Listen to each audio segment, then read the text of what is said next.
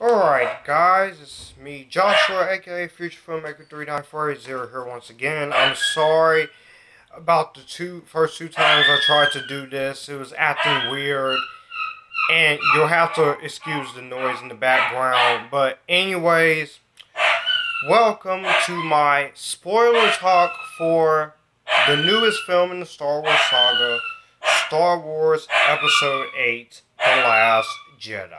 Yes, we are going to be talking spoilers into this thing. We're going to talk about how I feel overall about the movie, my personal thoughts, talk more into my negatives that I have, talk more about my positives, and mention some things that I want to mention. But anyways, again, excuse my noise, this is my dog. But anyways, I'm going to talk as loud as I am, so let's see how long we're going to go for spoilers. And again, this is my fair opinion on the movie. We can all have different opinions. We're all not going to have the same opinion on movies and music and TV shows and such. But please respect my opinion and I will respect yours. And let's get started. Let's talk about this movie in spoiler fashion, starting with my negatives. Now, in my original review, I said there was an underusage of new and old characters.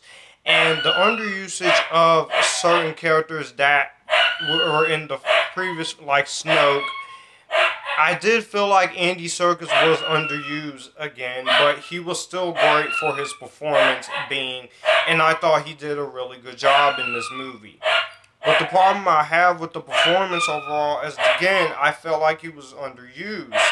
And I know what you're about to say, Joshua,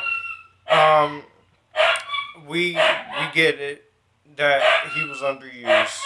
But Andy Serkis, he's great in motion capture performances, and I feel like he should have got more to do here in this movie. Another big major problem for me is that I feel like that, again, when we have new characters, they do get shafted, underused. And I kind of felt like in some parts of this movie, Rory didn't get as much to do as I thought she would, but I still thought that Ray was still, Daisy Ridley was still giving it her all. She was still doing a great job. She was doing a great performance. And there is a lack of, this brings me to when I said there was a lack of vulnerability in her character. I felt like that she only has a scratch, right? And I get it that it's Star Wars, so you're not gonna get an R-rated scene, but I felt like she could have had more brutal, emotional, violent weight to her, and honestly, that just kind of just takes you out of what you're feeling about her. And she, again, she doesn't have that much vulnerability, but she only has a scratch. I'm not expecting blood or anything because, of course, it is Star Wars. But at least a little more vulnerability would be nice. And I feel like if this was a shot-for-shot thing of Empire Strikes Back, I think a lot of people would have been mad and would have been upset. Because Empire Strikes Back, to some people, is their favorite Star Wars movie. But it's not my personal favorite Star Wars movie. Again, that is The Force Awakens, and I felt like that the movie was doing what it set out to do. I felt like Rian Johnson was giving us a different kind of Star Wars movie, and I felt like that he excelled at that, but there were parts of this movie, because the movie is 2 hours and 32 minutes, it feels a little bit dragged out. Mainly the scene, the casino scene. That scene could have been completely cut out or removed. I didn't really care for the scene, but I didn't hate the scene either. And I felt like the scene just didn't really excel as much as I thought it would be.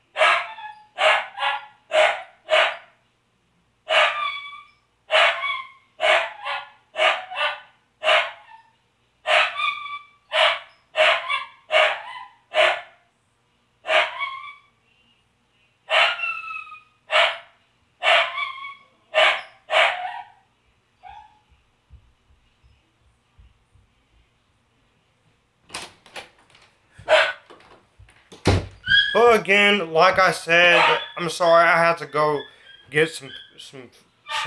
But anyways, like I said, again, some of this movie feels a little dragged out. And it's 2 hours 33 minutes. Again, the casino scene, you could have removed that scene completely.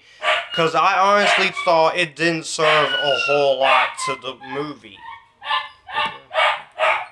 And I felt like we could have done without that. Now, there were some scenes in here that got taken out for time reasons.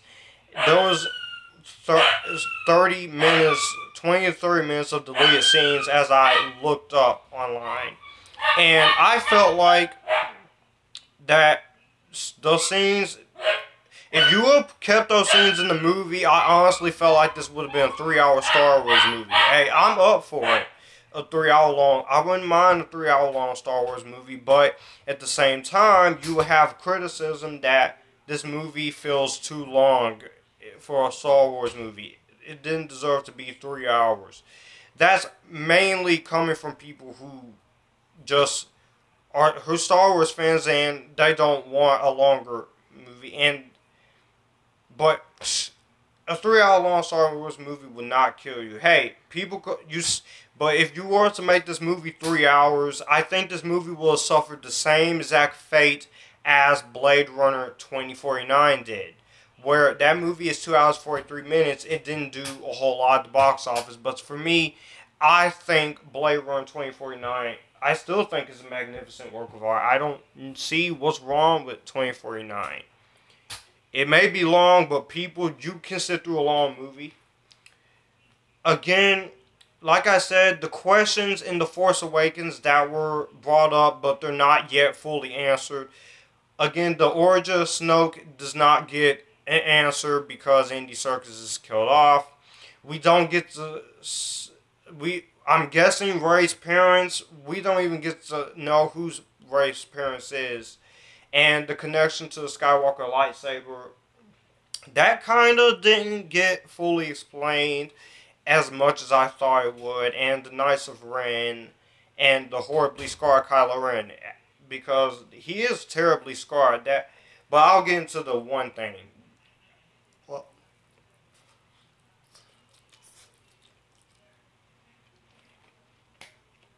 like I said, those questions that were brought up in episode 7, I felt like they didn't get explained as much as I thought they should have gotten explained. I felt like they could have got explained more here, but didn't. But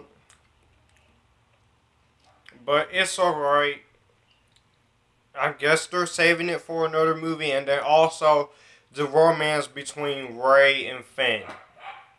Because Finn, he does wake up. That's not even explained. The romance between Rey and Finn, and throughout the whole movie, he's asking Poe Dameron, which Poe Dameron, Oscar Isaac got a lot more to do than he did in The Force Awakens. And I have to say, Oscar Isaac plays his part magnificently well, and I thought he really brought his A game in the movie. I loved him in the first film in this new trilogy, and I loved him as Apocalypse in X-Men Apocalypse. He was my favorite villain. Apocalypse was my favorite villain from last year, 2016, because it was elite. I took him seriously. I don't know about any of your guys, but back to Star Wars. Again, he keeps asking Poe, "Where's Rey? Where's Rey?" throughout the whole movie, and there's a line that he says, "You ask a lot of questions," and and I get it. We get it. You want Rey. You're trying to hook up with Rey. We get it. Chill. With the exception of a few people, hey, I wouldn't mind hooking up with Daisy Ridley as Rey myself. Man. But, yeah, I felt like those questions did not get fully answered as I thought they would. And another thing that still really bothered me, I was hoping they would do it here, if not at the end of episode 7. We still do not get a funeral for Han Solo. Because Han Solo is one of the most beloved characters in this franchise. And I think either in this movie or at the end of episode 7, before we got to Luke for his little short screen time, we should have gotten some time to grieve. And I understand it's Kathleen Kennedy, she doesn't want us to get some time to grieve. But these are the characters you grew up with. So, yeah, I understand why people hate Kathleen Kennedy for that, because you should have let Han Solo give us time to grieve.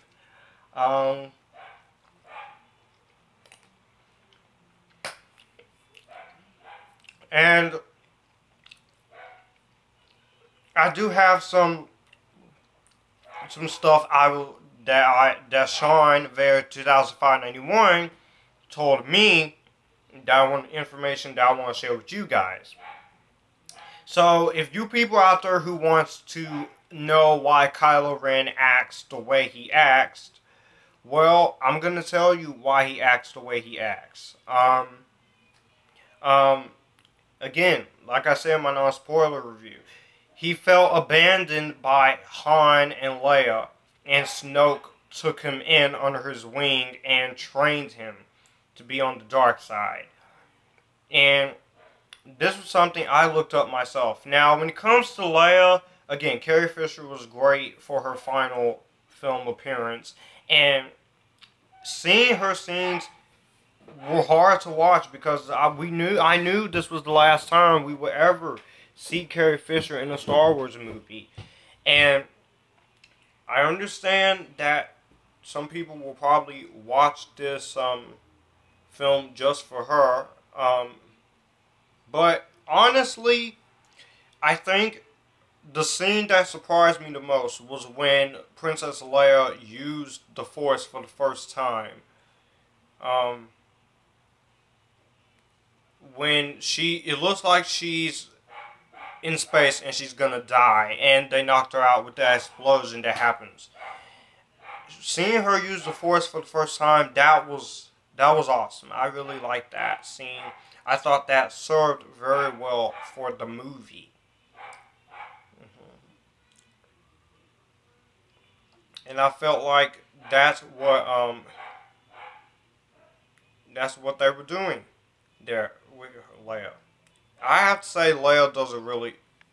Again, Carrie Fisher does a good job. Rest in peace. You were an awesome influence on female characters and the female characters here in this movie. Now, I don't really care for the whole subplot between Finn and Rose, but I was willing to go along with it because it was something different, it was something new, it was something unexpected, and like I said on my Facebook the other day, on my timeline, I said it just goes to show that you cannot please any Star Wars fan nowadays because people originally hated Empire Strikes Back because they didn't get it, but now they understand it.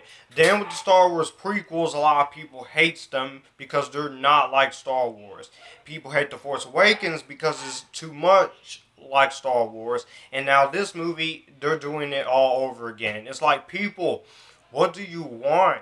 Do you want a movie that feels like Star Wars or doesn't feel like Star Wars? That is the problem with half of you Star Wars fans out there. You can't appreciate something different when you see it. And Rian Johnson does that amazingly well while also having references to Empire Strikes Back in this movie.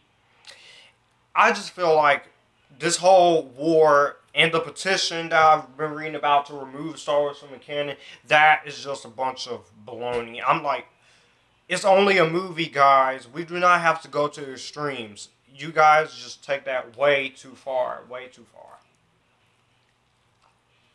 And you people also take it way too seriously. Because it's only a movie. It's only a Star Wars movie. Of course, the movie is going to do things that you are not prepared to see. It's going to do stuff that you don't want to see.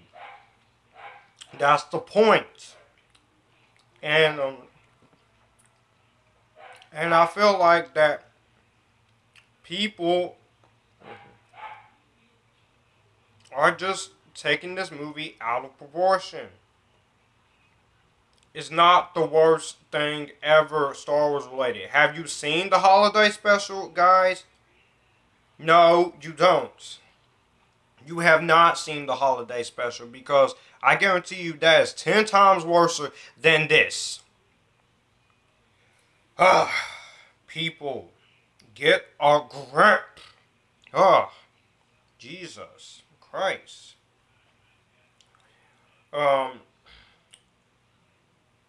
But yeah, I do feel like that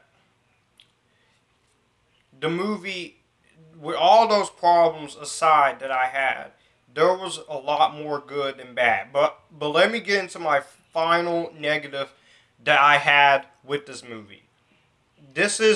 I do think that this is the most divisive Star Wars movie ever. Besides the prequel trilogy, besides Rogue One, besides Episode 7, The Force Awakens, which is my favorite one. This is the one that is divisive. And it's proof that this franchise needs to mature. You people just, oh my goodness. I'm like, you people needs to shut up and accept this movie for what it is and grow up. We are not in the 1970s or 1980s anymore. We are about to go in 2018, and y'all still want to complain. You still want to complain. Like newborn babies. And it's unnecessary. But anyway, again, the death of Luke Skywalker. Yeah, I wanted to see Luke go out in a more badass way with him fighting Kylo Ren, but as we know, we weren't going to get that. And I like the way he went out. I know Sean, aka Very 200591, hates the way he goes out. I know other people hate the way he goes out, but it was not an issue with me the way he went out. They have to do something. And the way he goes out with Kylo Ren, people were upset that he wasn't even there. And he wouldn't show up. And he should have been there helping. But I do agree with that, but I disagree with that at the same time. Because, again, I really do think that it was necessary for them to do what they did here. It was necessary for them to do what they did here. And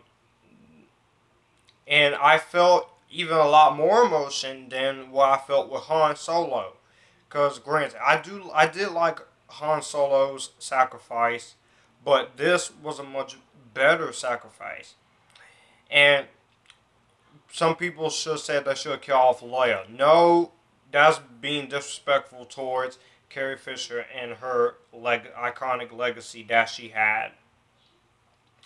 But anyways, there's been theories going around like that since Rey's parents are apparently nobodies, she might be another immaculate conception like Anakin, which I honestly think she should at least have parents, to say the least.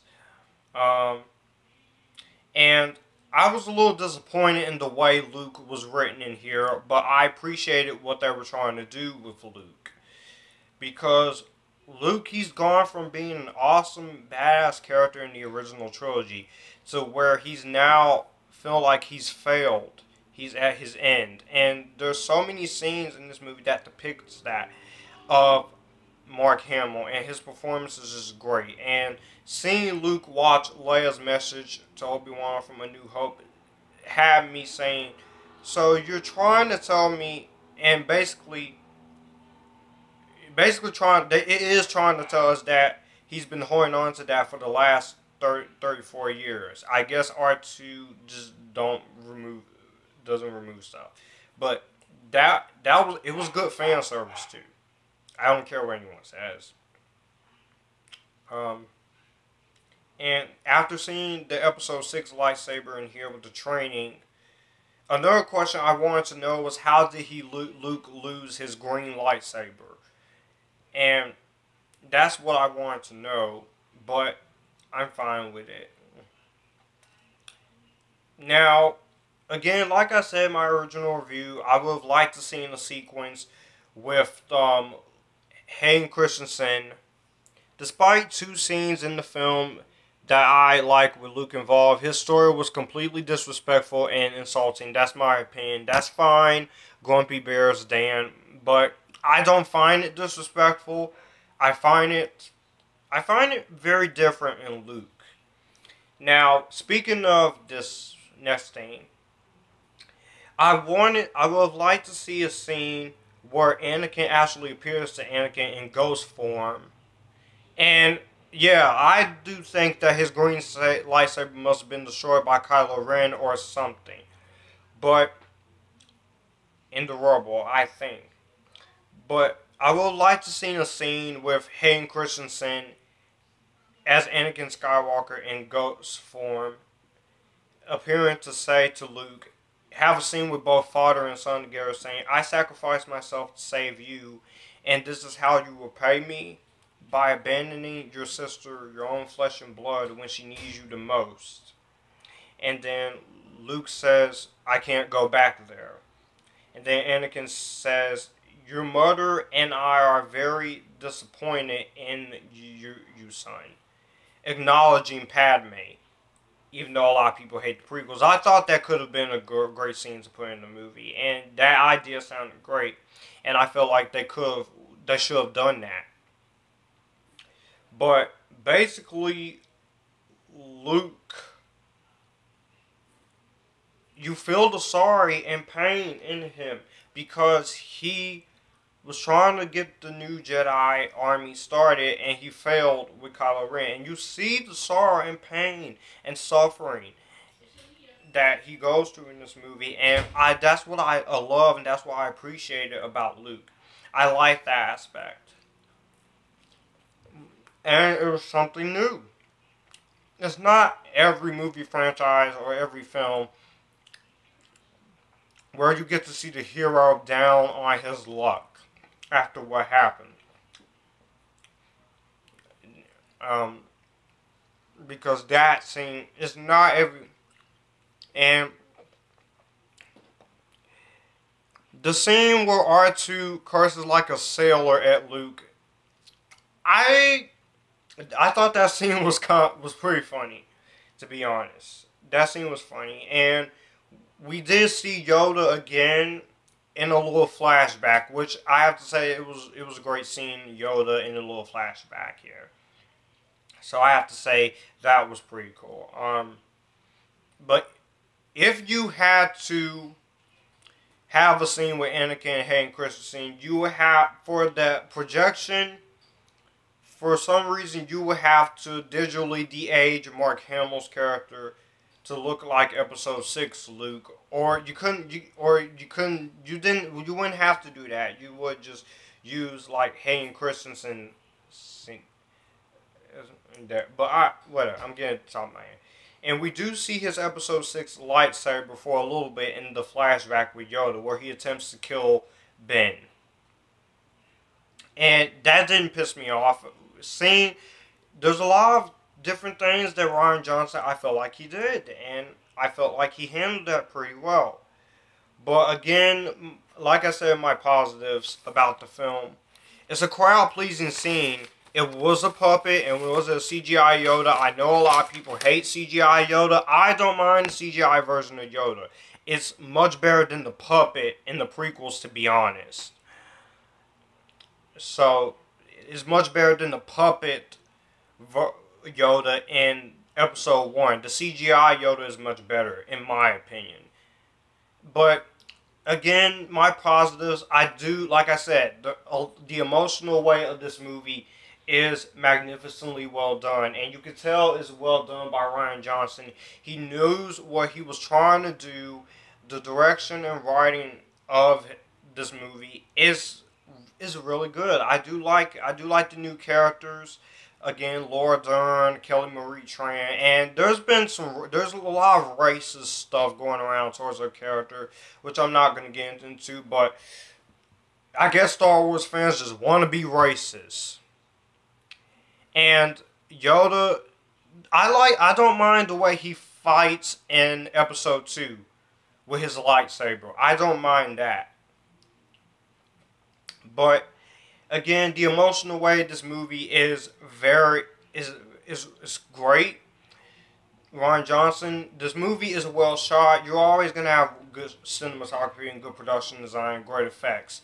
It's Star Wars, and Industrial Light and Magic is no joke with the $200 million budget that is given to them, and they use it well.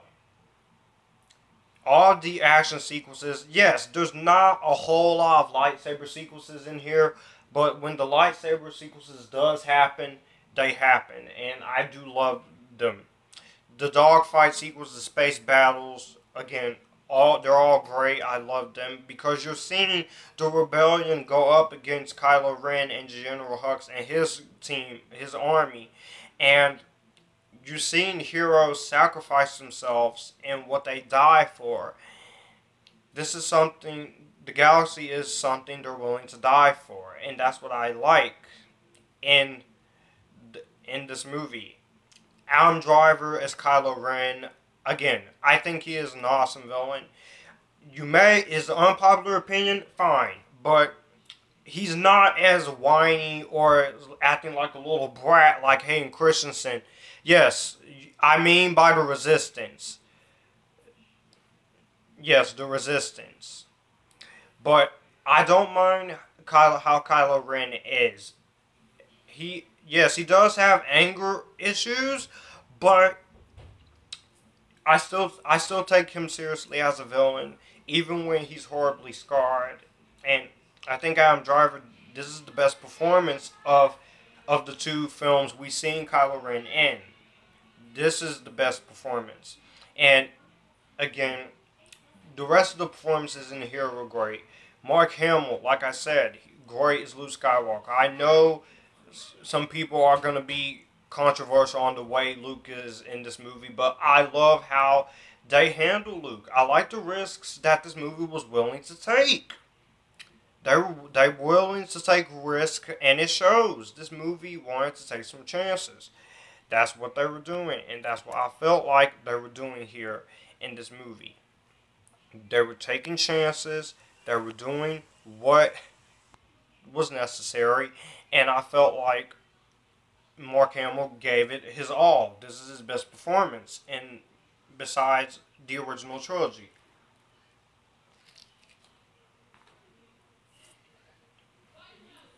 Of course, you're not going to hear me say anything bad about John Boyega and all the Adam Driver, Oscar Isaac. All of the acting is great. I feel like Anthony Daniels is really great here. I like Benicio del Toro here. You do have some cameos by the director of Rogue One and Ward Davis. I really like those cameos.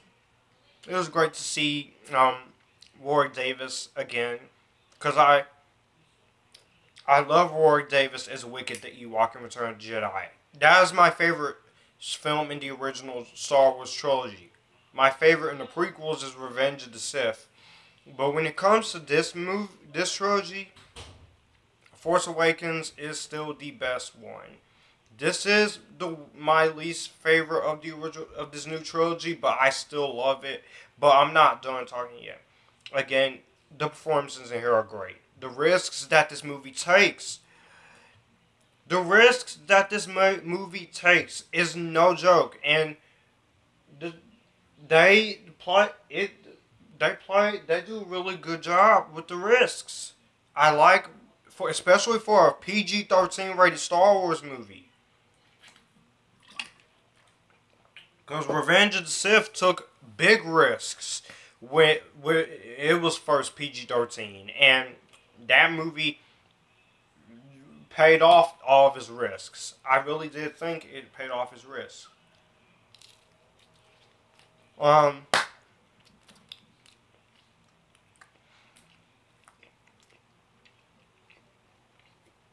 But the music by the great John Williams. Okay, this is another one of his best scores in any movie, period. Hands down.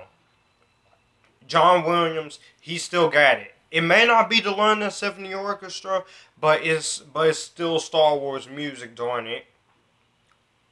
And Rian Johnson, he was using Obi-Wan as a certain point of view to say that Kylo was wrong when saying Rey's parents were nobody. But there is a difference at the time of A New Hope. Anakin and Vader were two separate people. Then in Empire, they became one. So in Episode 6, the line that what I told you was true from a certain point of view, I like that. I like that they added that here. And the story reason for him, Obi-Wan lying, was because he was afraid that Luke would know the truth, that he might turn out the same way Anakin did. And I was very satisfied at the choices that Rian Johnson was doing. Granted, okay, I'm going to say it. This is another controversial film in the Star Wars series where you're not going to please everyone. They don't know how to respond to it. They don't know how to deal with it. You don't know how to deal with what Rian Johnson is trying to do. And I don't think this movie is doing bad at the box. This movie is doing good at the box office. It's Star Wars. And I feel like the references to Empire Strikes Back are pretty cool, and I appreciate that it's being its own movie. That's what I appreciate. It's relying on Empire Strikes Back references, but also being its own movie. And I felt like this needed to be a different Star Wars movie because I felt like if this was a carbon copy of Empire Strikes Back, a lot of people would be like, "Oh, it's a..." And then Kylo, he makes the same reference, the same offer that Vader made to Luke in Empire Strikes Back, which join me and we can rule the galaxy. That wasn't a rehash. I thought that was a very nice reference. And Empire Strikes Back, like I said in my review of it last year, that is my least favorite of the original trilogy. But I still love the film. I don't hate Empire Strikes Back. Otherwise, I'd be stupid to hate Empire Strikes Back. I love Empire Strikes Back, but it's my least favorite though. But I just rewatched it again, and my feelings are still the same. I still like the movie, but it's a little slow.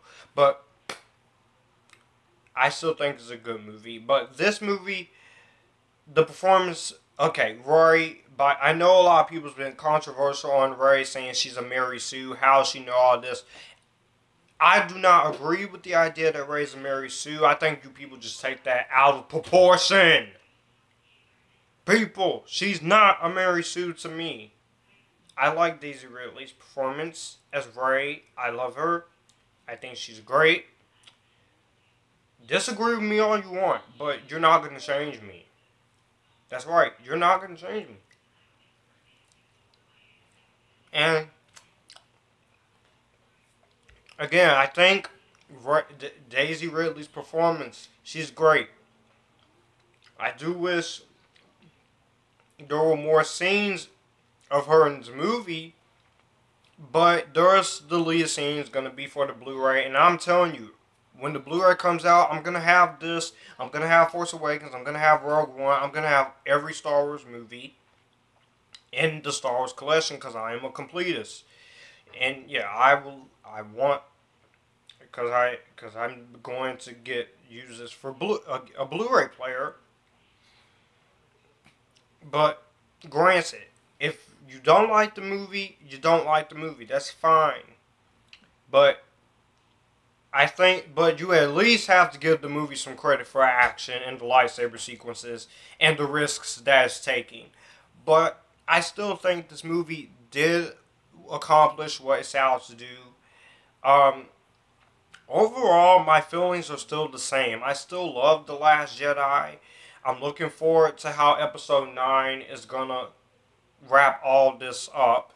Even though I do want the questions from The Force Awakens answered by Episode 9. I want to see if Rey has parents or not. I want to see everything come full circle in Episode 9. And then Rian Johnson, he's talking about doing another trilogy. And I feel like that trilogy that Rian Johnson wants to do should be about the Old Republic. With all the stuff that you have to tell for the Old Republic, that could easily be 3 movies. And if you people out there say you're done with these new Star Wars movies, it's fine. I'm not going to judge you. I'm not here to hate you. I'm not here to change your mind. I'm just here to tell you that I have an opinion on this movie, and I'm going to share it, whether people likes it or not. And I know Star Wars fans don't like this movie because it's different. But in some way, it does have issues for me. But it's also really not that bad. I've heard a lot of criticisms in reviews from critics and professional YouTubers. But it's different. Just like the prequels, they try to be different. And I understand what Rian Johnson was trying to do. But some of it doesn't fully come full steam ahead. But I still think The Last Jedi is a great time. If you don't want to watch the movie, that's fine, but at least watch it for Carrie Fisher if you hated Force Awakens or Rogue One. But if not, don't bother.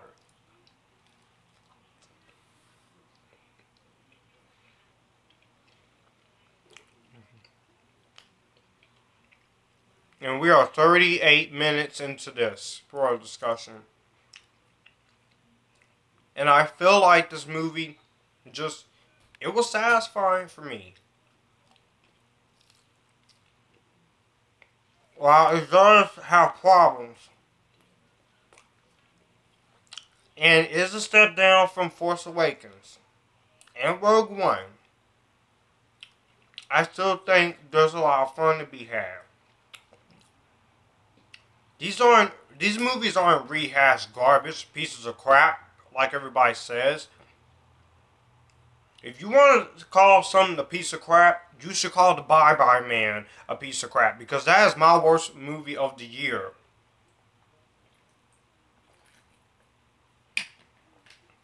Hands down, that's my worst movie of the year.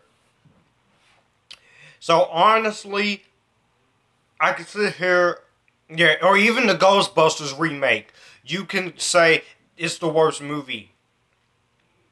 Because Ghostbusters 2016 is nothing but the same exact thing, just with females. But I'm not a hater towards girls, because I do like women.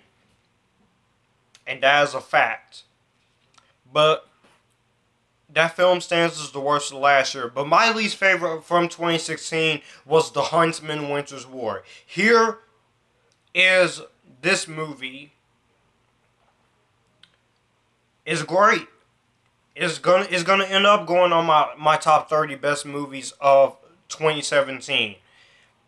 And this is also gonna be on my underrated movies of 2017, because I do have more 2017 lists. I have my most underrated, my most surprising, my most overhyped, and my top 30 best movies of 2017. I will be doing. So you got those 4 more lists, and I have the underrated and the overhyped and the most surprising thought out in my head. So, and I do love the Porgs. The Porgs are really cute. They're much better than I'll take the Porgs, BB-8, and R2-D2, and C-3PO, and the Ewoks any day of the week over Jar Jar Binks. Because I hate Jar Jar Binks with a burning passion. And Unicorn Mark Stream GT says, I have a theory that Snoke possessed the Porg for episode 9. And Grumpy's Bear Dan, hey, I'm a supporter of women as well. That's great. That's good that you support women. Yeah, Jar Jar sucks. But anyways, I could sit here for an hour and 10 minutes talking about The Last Jedi, but I feel like I've said a lot what I have to say on this movie. I still love the movie, just not as great as The Force Awakens. But I still think there's plenty of fun to be had. This movie's doing good at the box office, so go see it before it comes out on Blu-ray, home media soon. And this movie's awesome. I don't see what the problem is. I know a lot of people hate this movie, but it's not the worst thing ever, guys. Are you kidding me? Watch the Star Wars Holiday Special. You will see how bad that is. And this movie is going to have to take some getting used to before you make a final opinion. But me, after the first time I watched the movie, I took in this movie. So overall, The Last Jedi is still an awesome movie. And that is how I feel about Star Wars The Last Jedi. Now, before I released my review, my spoiler-free review of the film last night, 2 days ago, I released my ranking of all 9 Star Wars films ranked in under 10 minutes. So that video is on my channel now, but in case you guys don't know what my ranking is, I'm going to tell you right here. And number 9 is The Phantom Menace. I do like, but has issues. Number 8, Attack of the Clones. I also like, but has problems, especially with the love dialogue. Number 7 is The Empire Strikes Back. Number 6 is Revenge of the Sith. Number 5 is The Last Jedi. Number 4 is Rogue One, A Star Wars Story. Number 3 is Episode 4, A New Hope. Number 2 is Return of the Jedi. And my number 1 favorite Star Wars movie is The Force Awakens.